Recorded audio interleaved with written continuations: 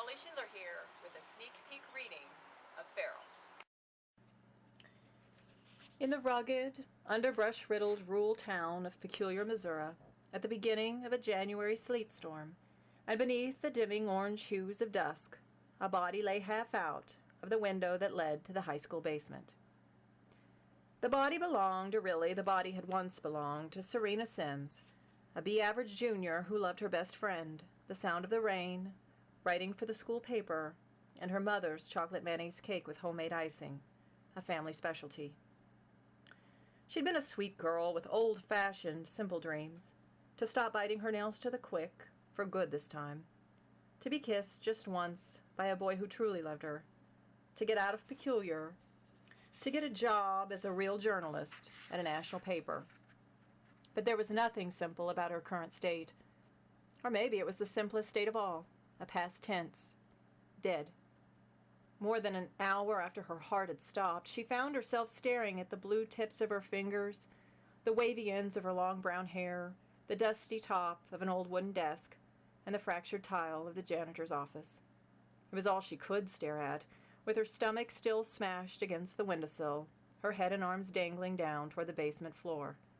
Outside the building, a pair of hands clutched her hips to keep her from falling back inside, tumbling to a heap on the office floor for the fourth time.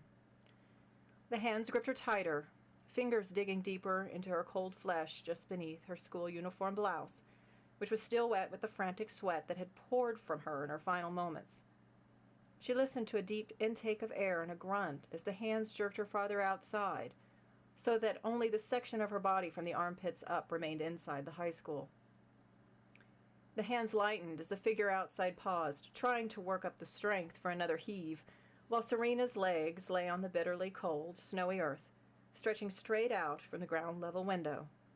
With one more violent tug, the hands yanked the last of her body out, banging her nose against the sill so hard that it broke. Serena tried to yelp, but her mouth, purple and swollen, only flopped, like a door with a busted hinge. No warm, copper-flavored blood trickled from a nostril to her lip, even though her nose had just been snapped as easily as a drinking straw. She lay motionless in the freezing rain.